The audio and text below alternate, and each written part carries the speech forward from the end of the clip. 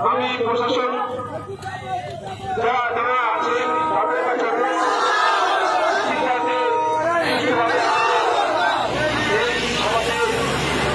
আসার জন্য এবং আমাদের যে সমস্ত স্বেচ্ছাসেবক ভাইরা আছে আমাদের এই অনুষ্ঠানে